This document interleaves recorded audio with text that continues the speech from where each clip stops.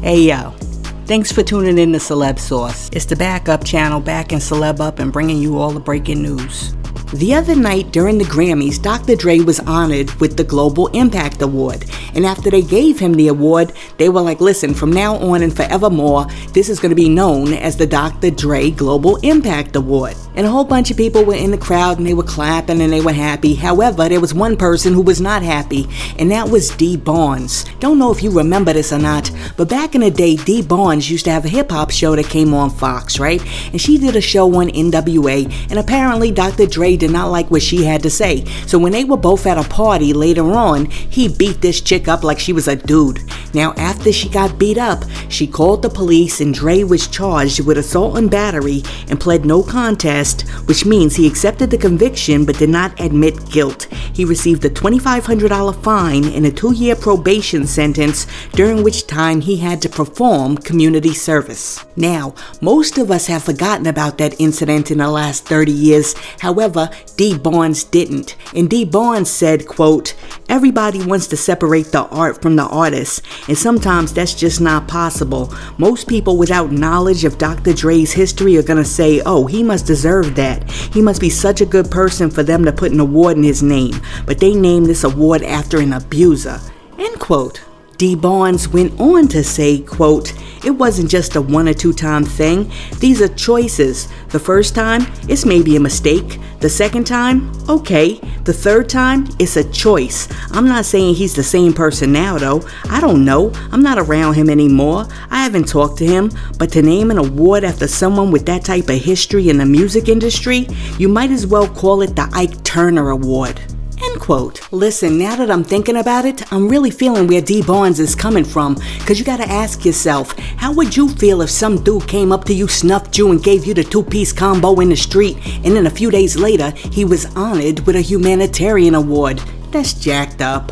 But it does beg the question, should anybody who's an abuser just be deemed a loser and they shouldn't be able to make a comeback just because they can make a hot track? Or should we take into consideration that over 30 years have passed by and perhaps Dr. Dre has changed over time? Let me know what you think in the comments. Now check it out. The other day, an AngryFan in Oakland threw a drink in GloRilla's face and then spit on her. Although it's unclear of what made the girl go off and hurl on GloRilla, some people are saying it's because GloRilla was paid $30,000 to perform at a club in Oakland. However, she never took to the stage and some fans got angry. After the incident occurred, Milagro Grams took to Twitter and she wrote, quote, "They were throwing bottles and spitting at hoes last night after a club paid GloRilla $30K to perform and she ain't rapped one lyric." End quote. Listen, I'm not sure exactly what happened here, but I do know it's never okay to spit on somebody. That's one of the most foul, disrespectful, and disgusting things that you can do. I mean, I'm a pretty tolerant person, but I tell you, you put your bodily fluids on me and it's a wrap. You can't be doing that. And if you do try to do that, I'ma knock your block off and I'ma make you go blind. And then I'm gonna pray to Jesus to ask him to come down and spit on you and put it on your eyes so that you can see again. Because I'm a very nice person, as long as you do not spit on me.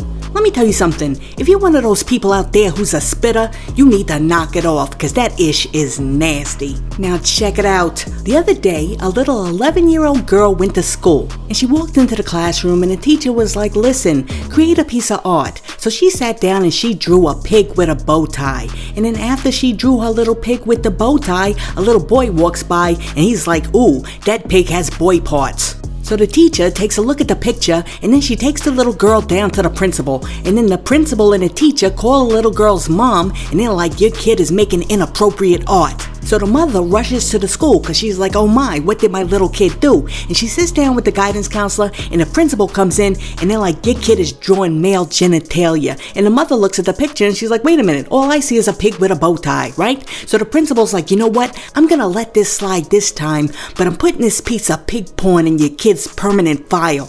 And you know what? I took a look at the picture and from my own perspective, all I see is a pig with a bow tie. And I really believe that the teacher and the principal and the guidance guidance counselor, and all of these people are sexualizing something that isn't there. And I think it's very unfair for them to do that to these kids. Because, I mean, here's this little girl, she's innocent, she's drawing a little picture, and y'all done turned it into something that it isn't. And if you were gonna call somebody's parents, why not call the little boy's parents? Because he's the one that originally interpreted the picture as being sexual. Anyways, the picture of the pig is now circulating on TikTok, and everybody's looking at the picture and they're trying to figure out, is this an innocent pig with a bow tie? Or is this a rated X pig with boy parts? Take a look at the picture and then let me know what you think in the comments. Now check it out. The other day, DJ Khaled made a big announcement, and he announced that his We The Best label is now partnering up with Def Jam Records. When talking about the partnership, DJ Khaled said, quote,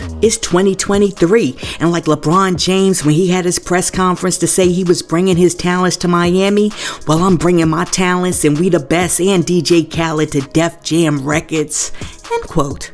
Listen, this partnership sounds like it might have potential, so I wish DJ Khaled and Def Jam all the best.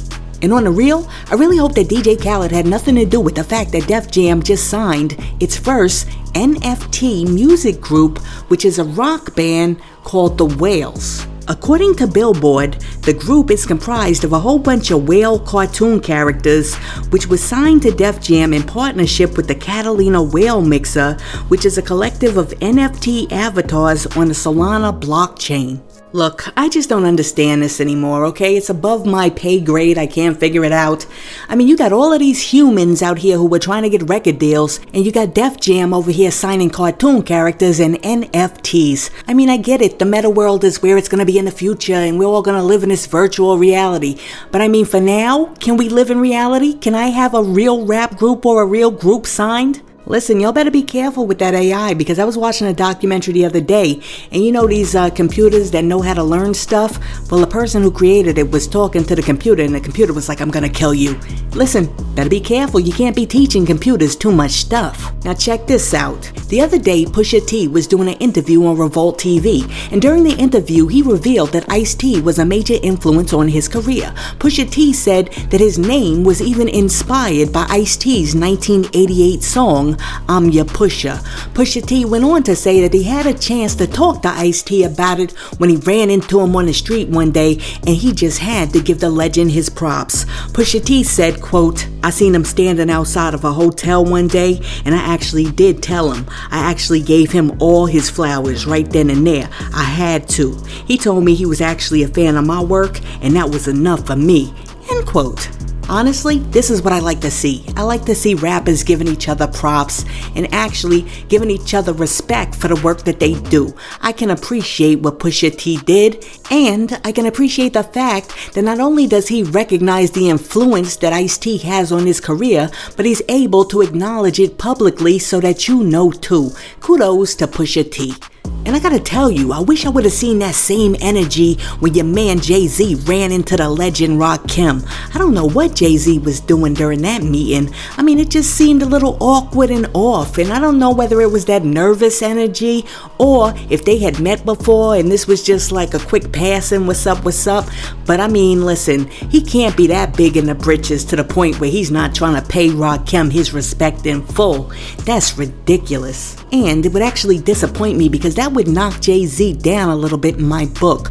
But hopefully we were all misinterpreting that interaction when Jay supposedly first met Rakim. And while we're talking about interpreting stuff, the other night mad people were disappointed because when Bad Bunny performed at the Grammys and then he accepted his award, most people couldn't understand what the dude was saying because the Grammys failed to put the closed captioning underneath. Instead, they wrote, "Speaking non-English right now."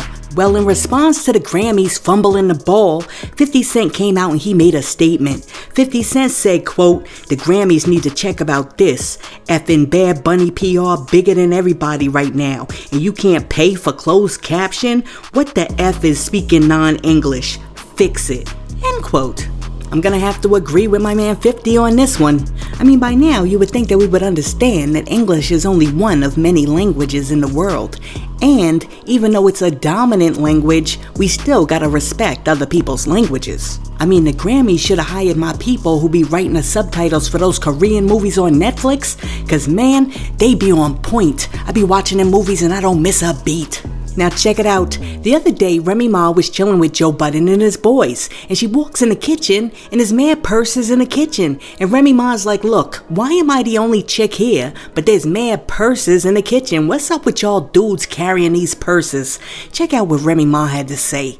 What purse you talking about? No, this is yours. This is mine. Say the whole statement again, please. I want to know why there's no bitches in here and it's mad purses like this. That's my purse. That's my other purse. This is a fucking purse. That's my purse too. It's mad purse. And I put that purse in that purse when I come. Wait. So stop though. But stop. I'm carrying things to work. Stop judging me.